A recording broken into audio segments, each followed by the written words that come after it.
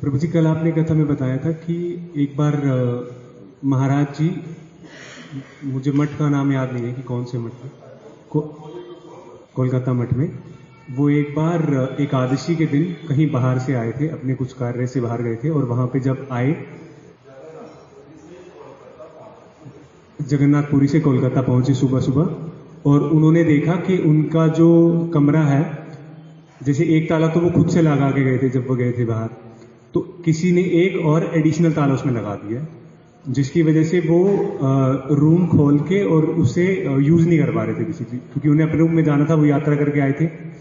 तो उन्होंने पूछा भी नहीं किसी से, उन्होंने 2-4 लोगों से पूछा कि किसने लगाया ये, पर किसी ने कुछ जवाब नहीं दिया संतोषजनक उसके बारे में कि किस वजह से हुआ ये। और शायद उन्हें फिर वॉशरूम भी जाना था, उन्हें फ्रेश होना था बेसिकली, तो उन्होंने जो वहां पे कॉमन वॉशरूम है उसे यूज किया, और जो अपने वस्त्र थे उसको उन्होंने यूज कर लिया उस समय पे, जैसे भी जो भी यूज करते हैं, और फिर वो उस तरह से थोड़े से गीले हो गए वस्त्र उनके, पूरे गीले हो गए वस्त्र उनके। उसके बाद फिर वो वहां पे एक जगह थी जहां पे बैठ के वो हरिनाम करने लगे। तो फिर एक गृहस्थ भक्त, जिनका मैं नाम मुझे याद नहीं है प्रभु जी, विनय बाबू, जो वहां पे एज एन अकाउंटेंट काम करते थे, वो आए, उन्होंने महाराज जी को देखा, और महाराज जी को देख के उन्होंने कहा कि उन्होंने उनकी मतलब अवस्था देखी कि गीले वस्त्र में बैठे हुए हैं, तो उन्होंने पूछा कि आप यहाँ क्यों बैठे हुए हैं, क्योंकि आपने फिर बाद में बताया था कथा में कि वो ऐसी जगह थी जहां पे नॉर्मली जो वैष्णव लोग हैं नहीं बैठते थे, वो थोड़ा सा ऐसा वाला स्थान था मठ का, जहां पे वैष्णव लोग बैठना पसंद नहीं करते थे, मजबूरी में उन्हें वहां बैठना पड़ा था। तो उन्होंने उनसे पूछा कि आप यहाँ क्यों बैठे हैं, तो महाराज जी ने उन्हें जो समस्या चल रही थी उसके विषय में कुछ नहीं बताया, उन्होंने बताया कि आज एकादशी है और मैं यहाँ बैठ के हरिनाम कर रहा हूँ, केवल इतना ही बताया उनको। लेकिन जो वो भक्त थे उनके मन में संशय हो गया कि कुछ ना कुछ कारण तो जरूर है, वरना महाराज जी यहाँ ना बैठते। और फिर जब वो ऊपर गए, उन्होंने देखा महाराज जी के कमरे में एडिशनल लॉक लगा हुआ है एक्चुअली, तो उन्हें समझ में आ गया कि महाराज जी किस वजह से नीचे बैठे हुए हैं, और क्योंकि वे इतना परेशान है, वो बताना नहीं चाह रहे कि मुझे मतलब किसी ने एडिशनल लॉक लगा दिया, इसकी वजह से यहाँ बैठा हूं, तो ये परेशानी वो बताना नहीं चाह रहे खुद से किसी को, क्योंकि महाराज जी ने बताया कि अपने गुरुदेव का संग करके उनमें इतनी सहनशीलता तो आ गई थी कि वो चीजों को टॉलरेट कर सकते हैं थोड़ी देर के लिए, एकदम से ऐसे किसी चीज पे भी वो इमीडिएट रिएक्शन नहीं कर रहे थे। तो उसके बाद फिर जब उन्होंने ऊपर बात, जो मठ में और लोग थे, तो उन प्रभु जी ने, जो अकाउंटेंट प्रभु थे, उन्होंने बात की उनसे, उन्होंने पूछा कि ये लॉक वगैरह किसने लगाया, तो उस पर भी उन्हें कोई संतोषजनक जवाब नहीं मिला। उस पर फिर उन्होंने शोर मचा दिया एक्चुअली कि अगर तुम लोगों ने ये लॉक नहीं खोला तो मैं अभी पुलिस को बुला लूंगा यहाँ पे। उसके बाद फिर जैसे तैसे करके वो रूम खुल गया, महाराज जी को फिर सूचित कर दिया गया कि आपका रूम खुल चुका है, आप जाके वहां पे, फिर महाराज जी वहां चले गए और अपनी जो दिनचर्या थी वो करने लग गए। उसके बाद फिर महाराज, वो जो प्रभु जी थे, वो दोबारा से महाराज जी के रूम में आए, और उन्होंने फिर जो कि जिसने ये कार्य किया था, जिसने ये रूम में लॉक लगाया था एडिशनल, उसका उन्हें कारण बताया कि आपने किसी व्यक्ति को बोला था कि मुझे, जो एग्जैक्ट वर्ड मुझे याद नहीं है प्रभु जी, उसमें ये बोला था कि आप कुत्ते की तरह भूख भूख मत करो, मुझे जो करना है वो मैं कर लूंगा। और फिर इस वजह से उन्हें बुरा लग गया, और इस वजह से उन्होंने आपके रूम के बाहर लॉक लगा दी, जिससे आपको असुविधा हुई। तो महाराज जी ने इसके उत्तर में कहा कि अगर मुझे असुविधा हुई, मुझे उसमें कोई मतलब मुझे कोई रिग्रेट नहीं है इस चीज का कि मुझे असुविधा हुई, क्योंकि जो मैंने कार्य किया है वो मठ के हित के लिए कार्य किया है, किसी व्यक्ति विशेष के हित को ध्यान में न रखकर मैंने मठ के हित में कार्य किया है, इसी वजह से ये असुविधा हुई है। और मैं अगर चाहता तो मैं थोड़ी देर और इंतजार करता, फिर मैं किसी व्यक्ति को बुलाता, उसको बोल के ताला तोड़वाता पहले, और फिर मैं अपने रूम में एंटर कर देता। मतलब मेरे को यही था कि मैं थोड़ा देर और वेट करूंगा, अगर किसी ने नहीं खोला तो फिर मैं ये करूंगा।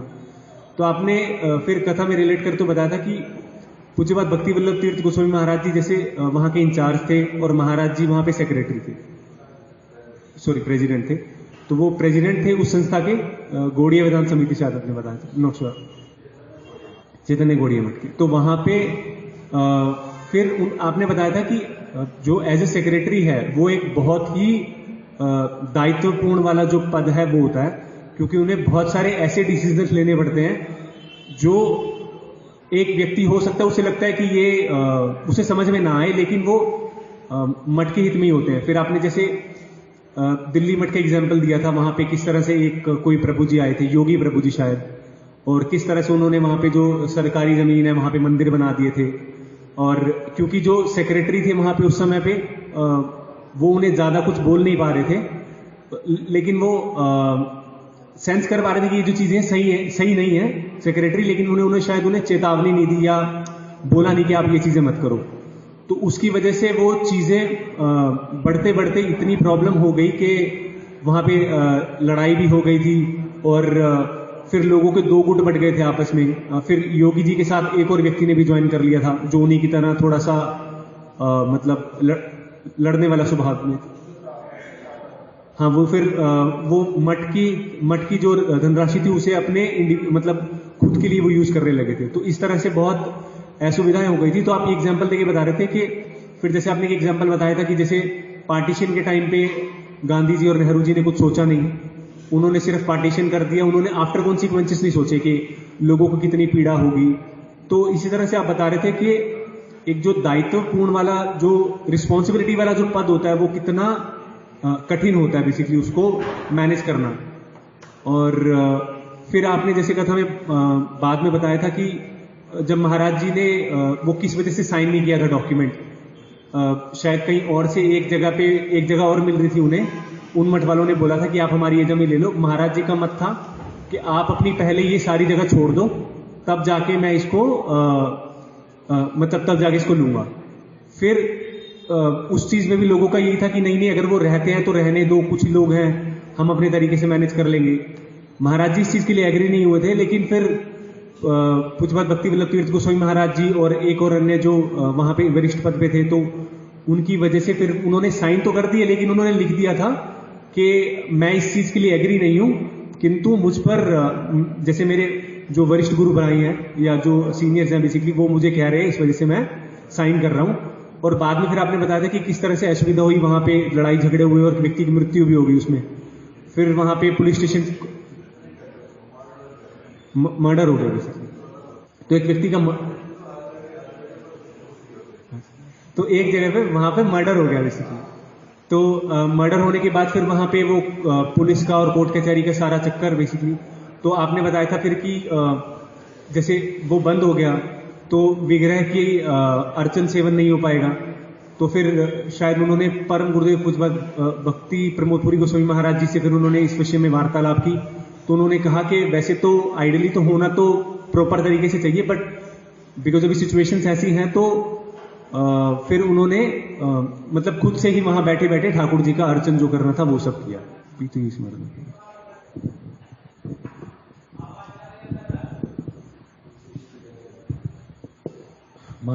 महाराज जी ने बोला कि मैंने जो अपने गुरु महाराज जी से के साथ रहकर सीखा है मैं उनके रूल्स रेगुलेशंस को फॉलो करूंगा, ना कि तुम जैसे नए व्यक्ति की बात मानूंगा।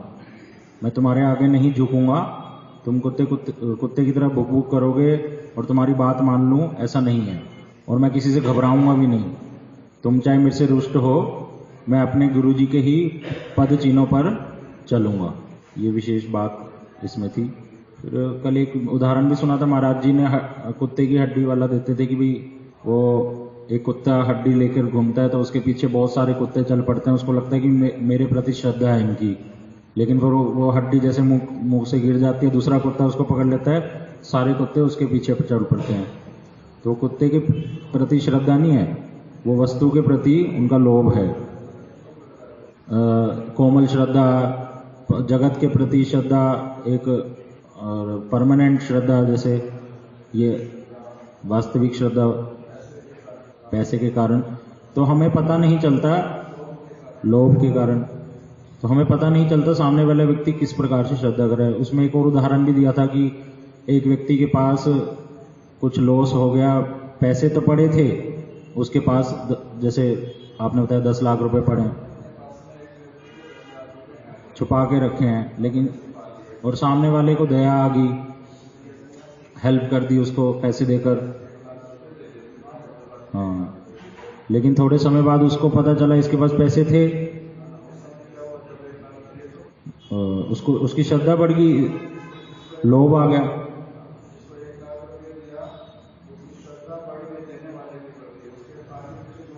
हाँ, बाद में उनसे फिर मांगता है कि मेरे को हेल्प कर दो। हाँ हाँ,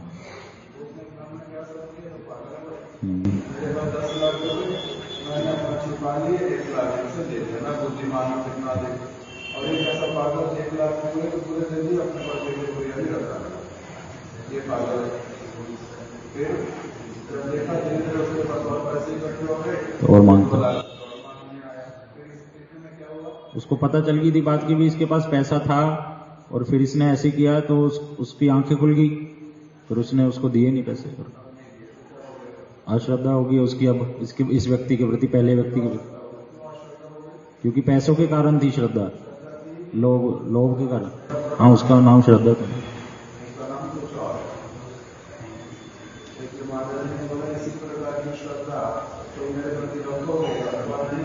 उससे कुछ आता जाए।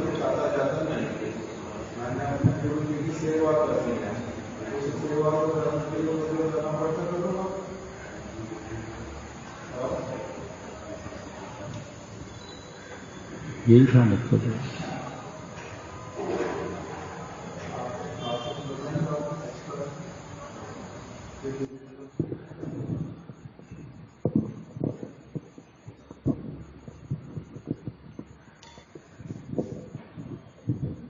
सारा कंप्लीट ही हो गया, बस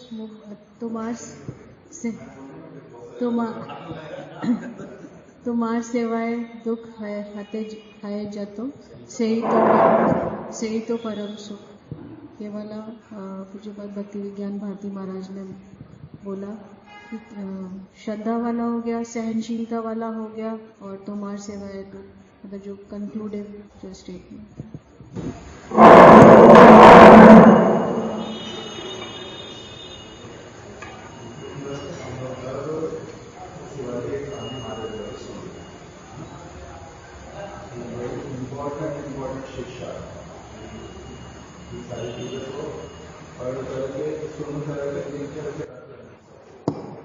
एक तो इससे किसी वैष्णव का वास्तविक रूप में जीवन कैसा होता है उसके विषय में भी पता चलता है। क्यों महाराज जी के प्रति उनका इस प्रकार का हुआ, महाराज जी को परेशान करने लग गए, महाराज जी के कमरे के बाहर ताला लगा दिया, उनका अपना ताला लगा हुआ, उसके ऊपर एक और ताला लगा दिया और परेशान किया। क्यों ऐसे परेशान करेंगे किसी साधु को? किसी साधु को ऐसे परेशान कौन करेगा? क्यों करेगा? उसका कोई स्वार्थ पूरा नहीं होता, इसलिए अभी इनको क्या करेगा? परेशान करेगा। और तो कुछ कर नहीं पा रहे, ये भी बताया था कल। उनको पोस्ट से हटा नहीं पा रहे, उनसे अपनी बात मनवा नहीं पा रहे, तो क्या करेंगे? कुछ ना कुछ परेशान करेंगे। पहले हम लोगों ने सुना था श्रील रामानुजाचार्य जी को क्या मिलेगा? विश्व। वो सब जगह पर भगवान की कथा का प्रचार करते हैं और लोगों को भगवान की शुद्ध रूप में सेवा करने के लिए बार बार कथा बोलते हैं, और उनको ही क्या करेंगे? लोग उनको विष दे देंगे, विष दे करके मार डालेंगे। क्यों? क्योंकि ये बहुत कड़वा बोलते हैं, थोड़ी सी भी ढील नहीं देते, इसलिए इनको विष दे करके मार डालो। प्रभुपाद जी के ऊपर क्या किया था? कोडामा तला में आक्रमण किया, सोडा की बोतल मारते हैं, पूरी परिक्रमा पार्टी के ऊपर मारते हैं, उनको जान से मार डालेंगे। दोष क्या किया उन्होंने? शत्रुता क्या हुई? मिले ही नहीं थे कभी पहले, शत्रुता क्या हुई? ये क्या करते हैं? ये बोलते हैं पैसे दे करके भगवान के दर्शन कराना गलत है। ये चैतन्य महाप्रभु की शुद्ध बातें बतलाते हैं, भगवान की बात बतलाते हैं। इससे हमारा क्या होता है? लोग हमारे प्रति अश्रद्धा करते हैं, इसीलिए इनको मार डालना ही अच्छा। तो कैसे कैसे स्वार्थ निकल करके आते हैं लोगों के। तो इसलिए बताया साधु के जीवन में सब समय इस प्रकार के आक्रमण होते हैं। श्रील स्वामी महाराज जी बार बार बोलते थे, ऑपोजिशन मीन्स प्रीचिंग। वो कह रहे हैं आप हरि नाम करो, और हरि नाम क्या करो? चैतन्य महाप्रभु ने कहा जोर से हरि नाम करना। चैतन्य महाप्रभु ने कहा जोर से हरि नाम करना। क्यों? जो आसपास वाले लोग हैं वो भी जब उनके कान में भगवान का नाम पड़ेगा उनका भी मंगल होगा। पशु का, पक्षी का, कीट का, पतंग का, मनुष्य का, जिसके भी कान में भगवान का नाम पड़ेगा वो क्या होगा? उससे उनका मंगल होगा। इसलिए उच्च स्वर में हरि नाम करना चैतन्य महाप्रभु ने आदेश किया। तो फिर शिला स्वामी महाराज जी बोल रहे हैं अपने शिष्य को, गृहस्थ शिष्य है, कि तुम अपने घर में बैठ करके जोर से करना, तब फिर देखना कि तुम्हारे घर वाले लोग हों, आस पड़ोस के लोग डिस्टर्ब होंगे। वो बोलने आएंगे इतनी जोर जोर से क्यों बोल रहे हो, हम डिस्टर्ब हो रहे हैं, जोर जोर से क्यों बोल रहे हो, हम डिस्टर्ब हो रहे हैं। और जब वो ऐसा बोलने के लिए आएंगे तब तुम समझना कि तुम महाप्रभु का आदेश पालन कर रहे हो। जब ऑपोजिशन आएगी, अगर ऑपोजिशन आया नहीं तो इसका मतलब तुम ठीक से जोर से बोल नहीं रहे हो। जोर से बोलोगे तो क्या होएगा? ऑपोजिशन आएगी। तो प्रीचिंग मीन्स ऑपोजिशन। भगवान का प्रचार करने के लिए जाओगे, शुद्ध बातें बोलोगे, उससे क्या होगा? विरोध होएगा ही होएगा। अगर आप किसी का कोई विरोध नहीं करता, इसका मतलब अभी वो शुद्ध रूप में भगवान की कथा नहीं बोल रहा। अगर विरोध कोई नहीं है ना करने वाला, इसका मतलब क्या है? जिससे सारे प्रसन्न है। इसका मतलब क्या? कि वो सबके मन के अनुसार बात बोल रहा है, भगवान की बात नहीं बोल रहा, गुरु जी की बात नहीं बोल रहा। नहीं तो सारे प्रसन्न हो ही नहीं सकते, सारे लोग प्रसन्न नहीं हो सकते। इसलिए श्रील प्रभुपाद जी वो बोलते थे अपने शिष्यों को, उनके शिष्य लोग भिक्षा करके लाते थे। जो ज्यादा भिक्षा करके लाता था तो प्रभुपाद जी बोलते कि तुमने ऐसी कोई अलग अलग बातें बोली है ना उनको, जो मेरे से सुनते हो वो नहीं बोला ना। मेरे से अगर सुनी हुई बातें बोलोगे किसी को भी जाकर के, तब तुम्हारे को कोई भिक्षा नहीं देगा। मेरे वाली बातें अगर लोगों को जाकर के बोलोगे, सच सच बातें, कड़वी बातें बोलोगे ना, तुम्हारे को कोई भिक्षा नहीं देगा। तुम अपनी मेरी वाली बात सुनते हो, किंतु उसके बीच बीच में कुछ मिला करके लोगों का मन रखने के लिए थोड़ा अलग तरह से बोलोगे, तभी तुम कुछ ला पा रहे हो। नहीं तो सच बात बोलने से तुम्हारे को ज्यादा लोग मिलेंगे नहीं, ज्यादा हेल्प मिलेगी नहीं। तो इसलिए विरोध का मतलब ही क्या होता है? प्रीचिंग। और हमें क्या लगता है, इनका ना 10 लोग विरोध करते हैं, इसका मतलब ये गलत व्यक्ति होगा। 10 लोग विरोध करते हैं तो ये कौन होगा? गलत व्यक्ति होगा। किंतु भगवान क्या कह रहे हैं, प्रभुपाद जी क्या कह रहे हैं? जिसका जितना ज्यादा विरोधी लोग होगा, इसका मतलब वो उतना अधिक अच्छा होगा। अगर भगवान की कथा बोलता है तो भगवान की कथा बोलेगा, विरोधी भी बहुत सारे मिलेंगे। शुद्ध बात बोलेगा, इसलिए विरोधी मिलेंगे। तो इसलिए महाराज जी कह रहे हैं मैंने क्या करना है, मेरे गुरु जी ने जो मेरे को सेवा का दायित्व दिया है, संस्था ने जो मेरे को दायित्व दिया है सेवा का, मेरे को उस दायित्व को ठीक ठीक रूप में पालन करना है। इसके कारण अगर कोई मेरे से विरोध करता है, अश्रद्धा करता है, मेरे प्रति रुष्ट होता है, मेरे प्रति दुर्व्यवहार करता है, मेरे को परेशान करता है, ताला लगाएगा, तो उसके लिए मैं चिंतित होने वाला व्यक्ति नहीं हूं। इतना छोटा मेरा व्यक्तित्व नहीं है कि इतनी चीज से मैं घबरा जाऊं। इतनी चीज से मैं घबराने वाला व्यक्ति नहीं हूं। मैं अपना दायित्व जो है सेवा का, उसको अच्छी तरह से पालन करूंगा। और दूसरी तरफ से कि ऐसे झमेले लेने की आवश्यकता क्या है? सेक्रेटरी का पद ही छोड़ दो, झमेले होंगे ही नहीं फिर कुछ भी। तब उसके लिए क्या कह रहे हैं कि ये छोड़ नहीं सकते। क्यों? उस पद के साथ में उनका अटैचमेंट है। उस पद को मिलने से उनको बहुत सारी सुविधा मिलती है, इसलिए छोड़ेंगे नहीं पद को। पद के प्रति उनकी आसक्ति है। तो कह रहे हैं कि नहीं, पद की आसक्ति निम्न प्रकार के लोगों को होती है। अगर कोई श्रेष्ठ व्यक्ति पद को अपनाता है, ग्रहण करता है, तो वो उसको सेवा के लिए ग्रहण करता है। जैसे गुरु का कार्य गुरु करना प्रारंभ करते हैं, उससे क्या मिलता है? शिष्य मिलेंगे, सम्मान मिलेगा, धन संपत्ति मिलेगी, बात चलेगी, जो आप कहोगे वही मानेंगे। किंतु शिष्य किए किस लिए थे? उन्होंने दायित्व लिया उल्टा। भगवान ने, चैतन्य महाप्रभु ने कहा है, आमार आज्ञा है गुरु हैया तारो है ही देश। मेरी आज्ञा है, गुरु बन करके क्या करो? जगत के जीवों का उद्धार करो। श्री वामन गोस्वामी महाराज जी कहते हैं कि हम लोगों ने गुरुगिरी करने के लिए गुरु का कार्य प्रारंभ नहीं किया। गुरुगिरी करने के लिए कार्य गुरु का प्रारंभ नहीं किया, भगवान की सेवा के लिए इस कार्य को प्रारंभ किया। गुरुगिरी करने वाले गुरु अलग, भगवान की सेवा करने वाले गुरु अलग। तो इसीलिए श्रील महाराज जी कह रहे हैं कि ये हमने दायित्व जो लिया है, ये जो पद लिया है, इस पद के प्रति आसक्ति, इसके द्वारा मिलने वाली सुविधाओं के प्रति आसक्ति, वो भावना नहीं। इसके ये क्यों लिया है पद कि इसके द्वारा भगवान की, गुरु वैष्णवों की सेवा करेंगे, और जो लोग भजन करना चाहते हैं उनको हम क्या करेंगे, उल्टा सुयोग प्रदान करेंगे, सुव्यवस्था रखेंगे। इस कारण से इस पद को लिया हुआ। अगर कोई अपने स्वार्थ के कारण हमारे से रुष्ट होता है, उसकी चिंता नहीं करते। इसीलिए बताया प्रभुपाद जी ने अपने वचन में कि जो आचार्य का कार्य करता है वो क्या करता है, दूसरे लोगों के लिए ये भक्ति के मार्ग पर चलेंगे, उनके लिए उस मार्ग की सफाई करता रहता है। उसमें कांटे अगर आते हैं, झाड़ियां अगर आती हैं, वो उसको साफ करता रहता है। और कभी कभी क्या होता है, जैसे अब किसी जगह रास्ता नया बनाना है, जंगल में पेड़ काटने पड़ेंगे, झाड़ियां काटनी पड़ेंगी, सफाई करनी पड़ेगी, तभी तो सड़क बनेगी। तभी जब वो सारा कुछ करने जाते हैं तो क्या होता है, कभी कभी कांटे उनके अपने पैर में भी लग जाते, जो लोग सफाई करने गए हैं। इससे वो निरुत्साहित नहीं होते।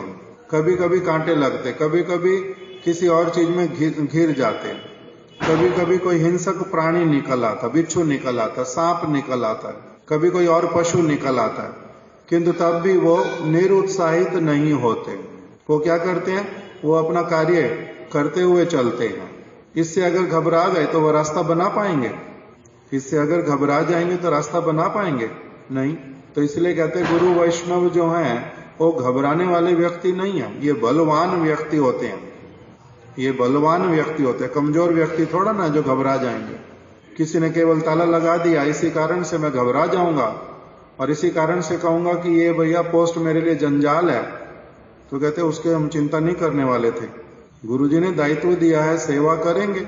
उसके कारण अगर किसी का अपना स्वार्थ में हानि होता है, वो रुष्ट होता है, हमारे प्रति अश्रद्धा करता है, हमारे को परेशान करता है, हमारी निंदा करता है, उसके द्वारा मैं निरुत्साहित होने वाला व्यक्ति नहीं हूं। सब लोग कर सकते हैं ऐसे वाला? सब लोग कर सकते हैं ऐसे वाला? सब लोग नहीं कर सकते। इसके लिए क्या चाहिए? बल चाहिए। और ये दुष्ट वाला बल नहीं है। ये वाला बल कैसा है, इसको बोलते हैं सत स्वार्थ ना, सत इसको एक और चीज बोलते हैं, चिद बल, वास्तविक बल, भक्ति का बल, सेवा का बल, दायित्व का बल, विचारों का बल। और कह रहे हैं मैंने अपने गुरु महाराज जी का संग किया हुआ। संग करने से क्या हुआ है, मेरे में बल है सहन करने का, मेरे में बल है चीजों को समझने का। इसलिए वो व्यक्ति जब कुछ बोलने के लिए आया तो महाराज जी ने क्या उत्तर दिया? वो व्यक्ति कहता जैसा मैं कहता हूं वैसा वाला करो। महाराज जी कह रहे तुम जैसा कहोगे उससे बहुत सारे लोगों को मठ में असुविधा होएगी, हमारे मठ की हानि होएगी, सेवा में परेशानी आएगी, इससे तुम्हारी बात नहीं मानी जाएगी। तो उसने जब बार बार बोला कि नहीं आपको मानना पड़ेगा, नहीं आपको साइन करने पड़ेंगे, तो महाराज जी ने क्या दिखाया? चिद बल दिखलाया। चिद बल दिखलाते हुए उनको क्या बोल दिया? ये कोई गर्व नहीं करके बोला उन्होंने, उसके ऊपर क्रोधित होकर के नहीं बोला, साधारण मनुष्य की तरह कोई गाली नहीं निकाली, किंतु चिद बल के कारण बोला कि अधिक भूख भूख करने की आवश्यकता नहीं है कुत्ते की तरह। तुम अगर मेरे को डराओगे कि अगर ऐसा नहीं किया तो ऐसा हो जाएगा, ऐसा नहीं करोगे तो ऐसा हम करेंगे, ऐसा तो मैं जो कहना तुम करो, भूख भूख करने की आवश्यकता नहीं है। किंतु मठ के स्वार्थ के लिए जो चीज होगी मैं केवल वही करूंगा, अलग से नहीं करूंगा। इस प्रकार का क्या है? ये चिद बल होता है। अगर कोई व्यक्ति किसी में चिद बल होता है उसका चरित्र ही अलग होता है, और जिसमें चिद बल नहीं होता, चिद बल का मतलब क्या होता है? चिद मतलब, अचिद का मतलब होता है जड़ीय बल, शारीरिक बल, मानसिक बल, चीटिंग करने का बल, चोरी करने का बल, झूठ बोलने का बल। इस इंटेलिजेंट है, झूठ बोल लेता है, चोरी कर लेता है, ये बल है तो एक प्रकार का। किंतु चिद बल क्या होता है? जब भगवान की वाणी के अनुसार मैं चलूंगा, नियम अनुसार चलूंगा, विधान अनुसार चलूंगा, उसका नाम होता है चिद बल। वो बल कहां से आता है? वो बल आता है भगवान से, गुरु से, विधान से, संविधान से। जैसे एक, जब मैं छोटा था टीवी में एक सीरियल देखा था, उसमें एक लड़की निर्धन है, और उसके घर पर कोई बहुत धनी व्यक्ति, पॉलिटिकल लोग, उन्होंने बहुत अत्याचार किया।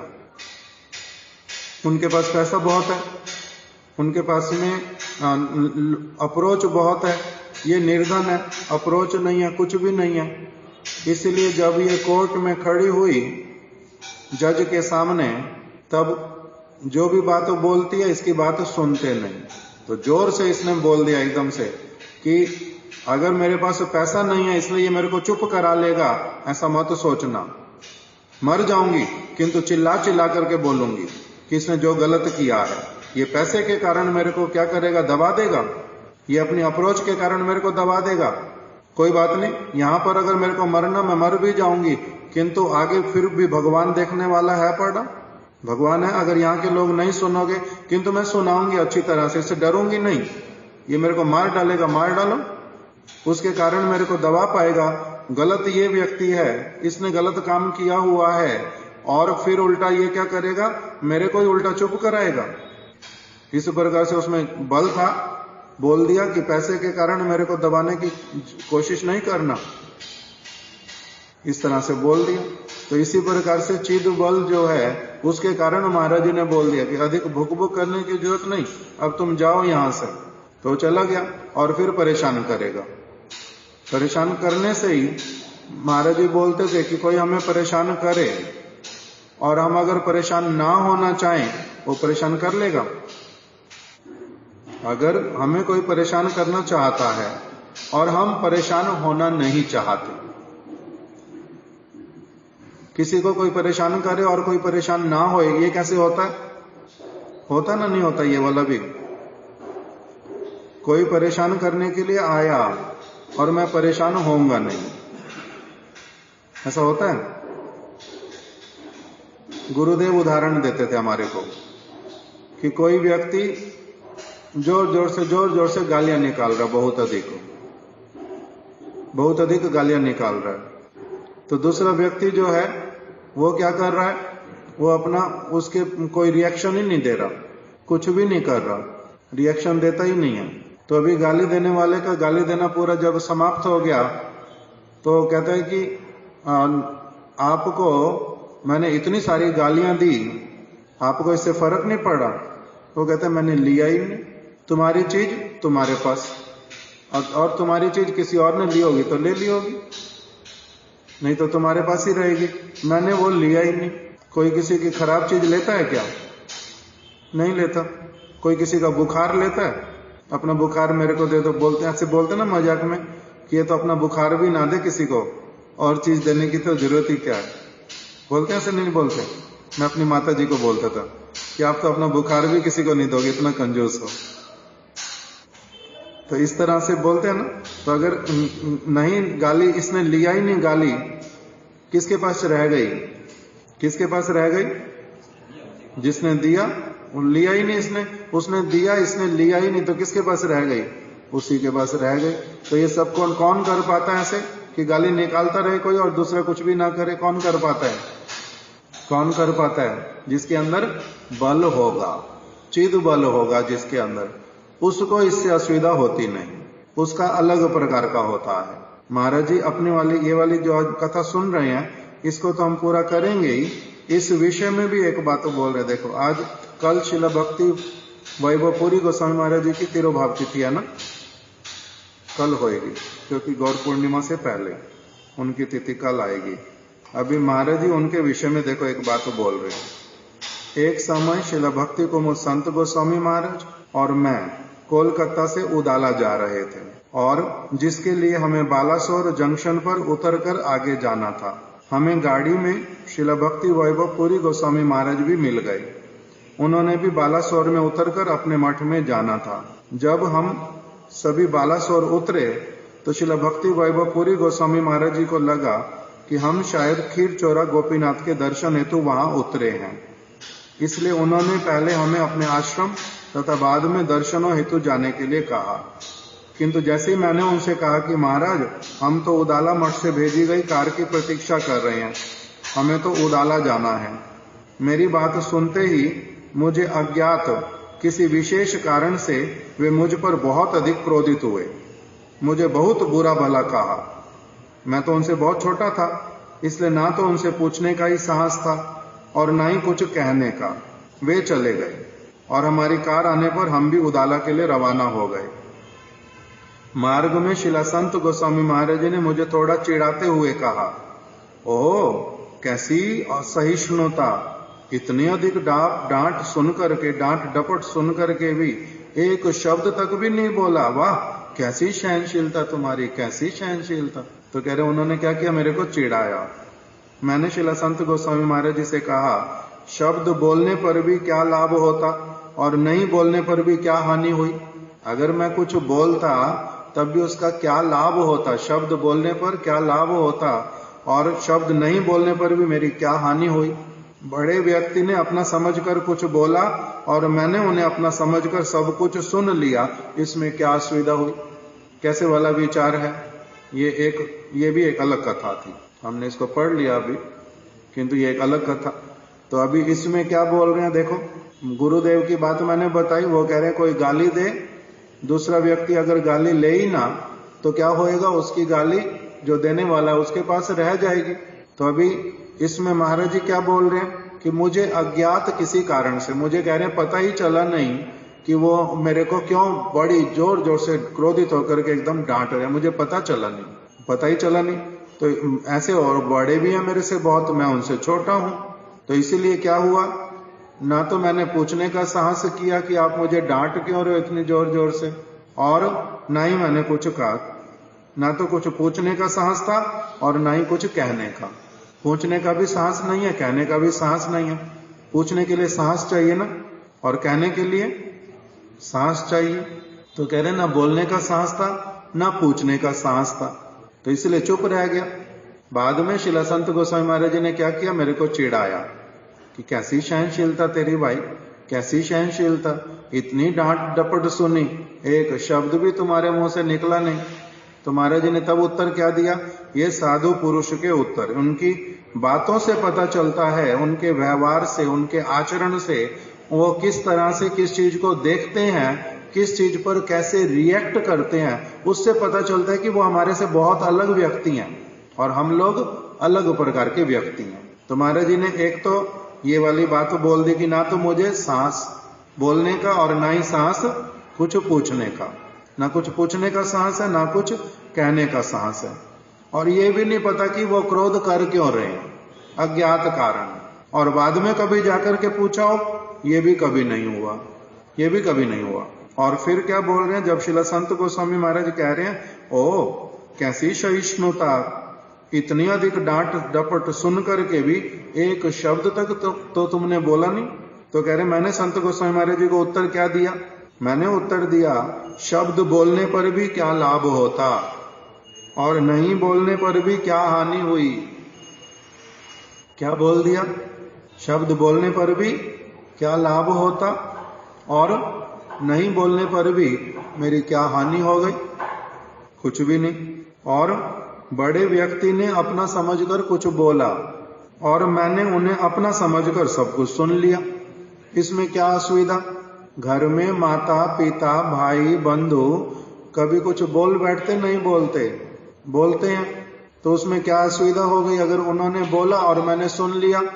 हम लोगों को कैसा होता है, हम लोग तो अपने पिताजी को भी ना छोड़े और किसी का तो कहना क्या, नहीं छोड़ेंगे पिताजी को, माता जी को छोड़ेंगे नहीं। ये वाला उस समय हम भूल जाते, इन्होंने जन्म दिया, इन्होंने पालन पोषण किया, इन्होंने हमारे ऊपर बहुत अपना समय लगाया, इन्होंने अपने बहुत सारे पैसे हमारे ऊपर लगाए, इन्होंने हमारे ऊपर बड़ी एनर्जी लगाई, हमारे अमंगल की कामना की, सारा कुछ भूल जाते हैं और क्या करते हैं, कुछ और ही करते हैं। किंतु महापुरुष कैसे होते हैं, वो कह रहे हैं वो बड़े व्यक्ति, उन्होंने मुझे अपना समझ करके तो डांटा। अपना अगर कोई ना हो तो उसको कोई डांटता है, अपना समझ करके उन्होंने डांटा और मैंने उन्हें अपना समझ कर सब कुछ सुन लिया कि अपने तो व्यक्ति हैं, जो कुछ बोल रहे हैं इसको क्या करता हूं, अभी तो सुन ही लेता हूं, सारा कुछ सुन लिया, इसमें क्या असुविधा हुई। तो श्री संत गोस्वामी महाराज जी ने जैसे ही सुना महाराज जी की इस बात को, एकदम उनको गले लगा लिया। कि भैया तुम्हारे विचार तो बड़े अच्छे, तुम्हारे विचार तो बहुत अच्छा, इस प्रकार से कह करके उनको गले लगा लिया। प्रसन्न हुए उनके प्रति। श्रील संत गोस्वामी महाराज जी भी महाराज जी से बड़े हैं, उनके गुरु तुल्य हैं, उन्होंने उनको गले लगा लिया, तुम्हारा विचार तो बड़ा अच्छा। तो अब ये जो कर पाता है व्यक्ति इस प्रकार का, कौन कर पाता है? जिसमें क्या होगा? चिद बल होगा, जिसमें उदारता होएगी, जिसका बहुत विकसित जो है बुद्धि जो है बहुत विकसित हो गया है, वो इस प्रकार के कार्य कर पाता है। और कहां पर कैसे वाला कार्य करना ये उनको पता है, इसीलिए बता दिया कि जे जे मन वैष्णव चिनिया लैया आदर करीबो जबे। उन्होंने अपने गुरु भाई का आदर किया, उसको तो उल्टा क्या बोल दिया? कुत्ते की तरह भुक भुक भुक भुक यहां पर मत करो, जाओ यहां से। तो उनका अनादर कर दिया। तो वैष्णव ऐसे करते हैं किसी का अनादर? वैष्णव किसी का ऐसे अनादर करते हैं? अगर किसी को ऐसा बोलते भी हैं, उसके मंगल के लिए बोलते हैं। अगर वो समझ पाए तो, नहीं समझ पाए तो बात ही क्या। विदुर जी जिस समय दुर्योधन का जो है सिर बहुत ऊंचा हो उठा लिया, उसने दुष्टता बहुत अधिक की, तो विदुर जी ने क्या किया? वहां से वो तीर्थ करने के लिए चले गए। उन्होंने क्या बोल दिया? दुर्योधन ने कृष्ण का अपमान किया, 5 गांव भी दूंगा नहीं। कृष्ण बोला 5 गांव दे दो पांडवों के, 5 गांव दूंगा नहीं। सुई के बराबर, सुई की नोक के बराबर भी जगह दूंगा नहीं। तो कृष्ण जब बोला कि ऐसे वाली बात बोलते हो, मैं जो परामर्श दे रहा हूं उसको ध्यान से सुनो, नहीं तो परिणाम खराब होएगा। तो उन्होंने क्या बोल दिया? दुर्योधन ने, गवाले का बच्चा हमारा ही खा करके और हमारे सिर पे चढ़ रहा है, पैर की जूती सिर पर चढ़ना चाहती है, इसको बंदी बना लो। आदेश दिया सभा में, कृष्ण को क्या करो? बंदी बना लो। कृष्ण ने जब उस समय फिर क्या किया था? विश्व रूप दिखाया था अपना, करके दिखाओ बंदी। मेरे को तो वचन भूल गए, मगर बड़े अच्छे पावरफुल वचन है वहां पर। तो बंदी बनाने के लिए गया, विश्व रूप दिखाया किंतु तब भी स्वीकार नहीं कर पाता कि ये भगवान है। क्यों? आसुरीम प्रवृत्तिम, क्या श्लोक है भगवद गीता का? कौन सा श्लोक है ये वाला जिसमें बताया मूढ़ आसुरीम भावम आश्रिता, असुरों वाले भाव को जो आश्रय करता है वो भगवान को सामने देखने पर भी भगवान के रूप में स्वीकार नहीं कर पाता। आसुरीम भावम आश्रिता। नाम दुष्कृतिनो मूढ़ा, मूढ़ व्यक्ति, दुष्कृति, जिसने बहुत खराब काम किए हुए हो, जिसने बहुत खराब काम किए हुए, जो महापापी, बहुत दुष्ट। नामाम दुष्कृतिनो मूढ़ा, दुष्कृति व्यक्ति मूढ़ व्यक्ति हो जाता है। नेचर उसको ऐसा बना देती है, प्रकृति दंड देती है उसको महामूर्ख बना देती है। सामने चीज है वो देख करके देख नहीं पाएगा, इतना अंधा हो जाता है। कौन अंधा कर देता है उसको? उसी के अपने किए हुए दुष्कर्म। नामाम दुष्कृतिनो मूढ़ा प्रपद्यन्ते नराधमा, नरों में सबसे अधम, मनुष्यों में सबसे पापी, सबसे अधम। वो क्या करेगा? मेरे को कभी भी मेरी शरण लेगा नहीं, मेरे को स्वीकार करेगा। नामाम दुष्कृतिनो मूढ़ा प्रपद्यन्ते नराधमा माया अपहृत चेतसा। माया देवी, मेरी शक्ति माया, वो क्या करती है? अपहृत चेतसा, इसकी बुद्धि का हरण कर लेती है और इसको महामूर्ख बना देती है। मेरे सामने होने पर भी ये मुझे नहीं समझ पाएगा। माया अपहृत चेतसा आसुरम भावम आश्रिता, क्योंकि उसने क्या किया हुआ है? असुरों वाले भाव का आश्रय किया हुआ है, इसलिए वो मुझे नहीं पकड़ पाएगा, मुझे नहीं समझ पाएगा। सामने होने पर भी भगवान ने अपना स्वरूप दिखाया। विदुर जी ने प्रणाम किया, भीष्म पितामह पहले से ही भक्त हैं, झुक गए। द्रोणाचार्य जी ने प्रणाम किया। दुर्योधन किंतु देखने पर भी देख नहीं पाता और उसका पिता अंधा, सुनने पर भी सारा कुछ। भगवान अपना स्वरूप दिखला रहे हैं, दर्शन करा रहे हैं, अपने पुत्र को रोको, अपमान ना करे। वो अंधा सुन देख तो पाता ही नहीं, सुनकर भी सुन नहीं पाता। क्यों? मूढ़ा, महामूर्ख है। माया अपहृत ज्ञाना, उसके ज्ञान को माया ने चोरी कर लिया है। दुष्कृतिनो, क्योंकि महापापी था इसलिए ऐसे वाला हुआ। तो क्या हुआ, विदुर जी उन्होंने अलग से कहा कि देखो दुर्योधन ठीक नहीं कर रहा है, इसके कारण सबको असुविधा होएगी, इसको क्या करो, आप रोको, आप राजाओ अभी से शासन करो। दुर्योधन ने जैसे ही सुना उनको भी गाली निकाली, सूत पुत्र, दासी का पुत्र, हमारे खाने की चीजों पे पलने वाला विदुर जी बहुत बड़े महात्मा, बहुत श्रेष्ठ और इनका बड़ा हित चाहने वाले, उनके लिए जब इस प्रकार के वचन कहे और धृतराष्ट्र चुप रह गया, तो इन्होंने क्या देखा, अमंगल। इसलिए वहीं पर ही इन्होंने क्या किया, अपने अस्त्र शस्त्र छोड़ दिए द्वार पर और वहीं से ही चले गए तीर्थ करने के लिए। पीछे से युद्ध हो गया, दुर्योधन मारा गया, युधिष्ठिर महाराज राजा बन गए, विदुर जी मैत्रेय जी से मिल लिए, बीच में उद्धव जी से मिल लिए, बहुत सारे तीर्थ कर लिए। फिर से जब लौट करके आए युधिष्ठिर के पास में, रात्रि के समय में गांधारी और धृतराष्ट्र को पकड़ करके उन्होंने क्या कहा, तुम कुत्ते की तरह जीवन जीने वाले, शर्म नहीं आती, मेरे को लज्जा आती है, मेरे बड़े भाई हो, मैं बड़ा अपमानित अनुभव करता हूं, आपकी इतनी बुद्धि खराब कैसे हो सकती है, कैसे हो सकती है। आप जिनके लिए, जिन्होंने आपका सब समय आदर किया, जिन्होंने आपको पिता के समान माना, जिन्होंने अधर्म कभी नहीं किया, आपने उनको जितना कष्ट दिया, लाक्षागृह में उनको जलवाओगे, राज्य उनका हड़प करके बैठोगे और उनकी स्त्री का वस्त्र हरण होएगा, अंधे चुप रहोगे, बिल्कुल कुछ नहीं बोलोगे, उनका राज्य उनको देना नहीं चाहते हो,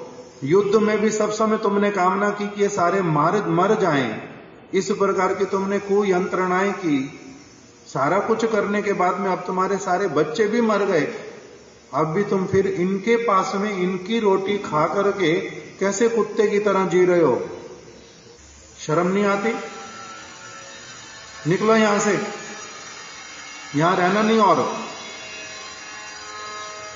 हम कहां जाएं, अंधे हैं, मेरी पत्नी ने पट्टी बांधी हुई आंखों पे, हम कहां जाएं, मैं तुम्हें लेकर के जाऊंगा, यहां पर रहना नहीं, आज से कम मनुष्य जैसे बनने प्रारंभ करो, दूसरे के रोटी के ऊपर मत पलो, जिसका अमंगल किया उसका इस प्रकार से फिर से उनकी कितनी सज्जनता, वो तुम्हारे लिए सारा कुछ तब भी करते जा रहे हैं, तुम्हारा किंतु कर्तव्य नहीं आप उनसे कुछ लेना, तुम्हें नहीं लेना चाहिए कुछ भी उनसे, निकलो यहां से, जैसे तुम्हारे को प्रकृति रखेगी वैसे रहना। उनको लेकर के निकल गए, रात को उनको कड़वी बातें बोली बहुत सारी, किंतु धृतराष्ट्र जो है उस समय उनकी बात को कुछ ले पाया, उसका कुछ विदुर जी ने ही अपनी कृपा से उनके भीतर में कुछ ऐसा दे दिया जिससे वो आज उनकी बात सुन पाए, तो इसलिए उनको लेके चले गए रात में।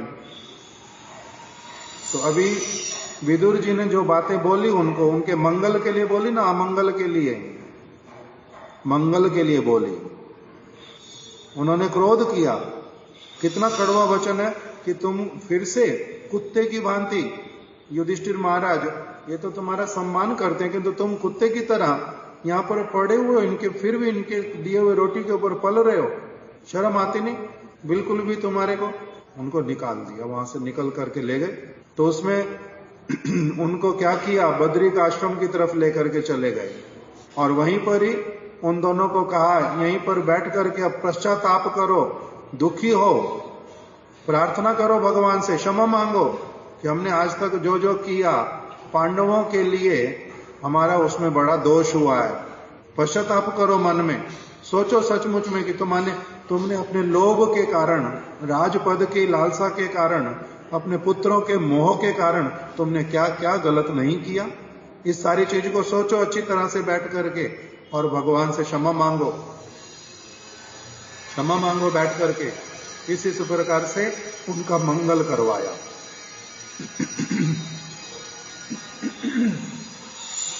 तो अभी जो कड़वी बातें बोली, ये कड़वी बातें मंगल के लिए थी ना, अमंगल के लिए?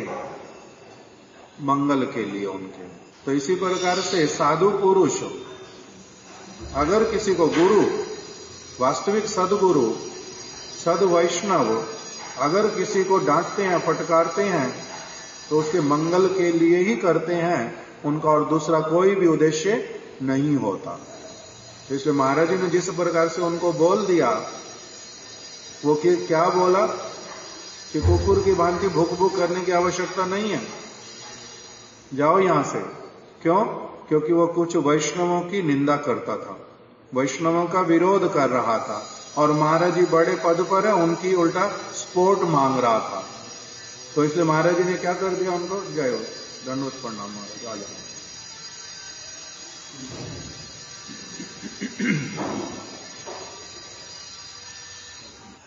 तो इसलिए क्या किया, उनकी उल्टा सपोर्ट मांगी। तो इसलिए महाराज जी ने अपनी सपोर्ट नहीं दी उनको।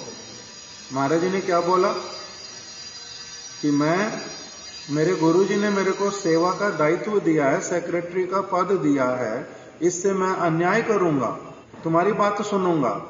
मेरे मठ का स्वार्थ जिस चीज में है, मठ का जिसमें हित है, मैं वही वाली बात करूंगा।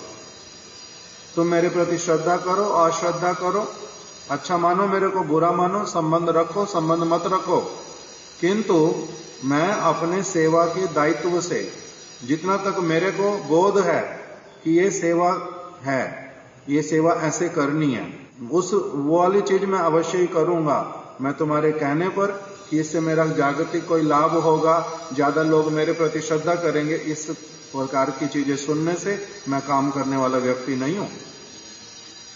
हमारे मठ का हित जिस चीज में है, मैं वही वाला कार्य ही करूंगा, मैं इस प्रकार से करूंगा। और दूसरी क्या बात बोल दी, अगर उसके कारण तुम मेरे प्रति अश्रद्धा करते हो करो, और मेरे को अगर परेशान करते हो तो भी करो, वो परेशानी मैं क्या करूंगा, आसानी से सह जाऊंगा। क्यों? तुम्हारा सेवाए दुख है जो, तो सेव तो परम सुख। भगवान की सेवा के लिए अगर कोई दुख भी सहन करना पड़े तो उसी को हम क्या मानते हैं उल्टा, कि सुख है, इसमें यही सुख है भगवान की सेवा, किंतु उसमें विघ्न आने देंगे नहीं। जहां तक हमारा बल चलेगा, जहां तक हमारा सामर्थ्य होगा। तो इसी प्रकार से महाराज जी ने कहा कि हमारी संस्था के लिए जो हितकारी, मैं वही वाला कार्य करूंगा, दूसरा तुम्हारी बात सुनूंगा नहीं, और उसके कारण तुम परेशान करोगे, उस परेशानी को अच्छे से सहन कर लूंगा। क्यों? क्योंकि हमने अपने गुरु महाराज जी के साथ रह करके बड़े क्लोजली ये सीख लिया है कि किस किस प्रकार के लोग मिलते हैं, कैसा कैसा व्यवहार करते हैं, उनके श्रद्धा करने का, अश्रद्धा करने का क्या क्या कारण बनता है, और उस सारी चीज में से कैसे निकल करके सेवा करते हुए चले जाना है, ये सब हमने अच्छी तरह से देखा, सुना, समझा, अनुभव किया हुआ है। इसलिए हम इन सारी चीजों से घबराने वाले व्यक्ति नहीं हैं। इस प्रकार की सारी बात बोल दी।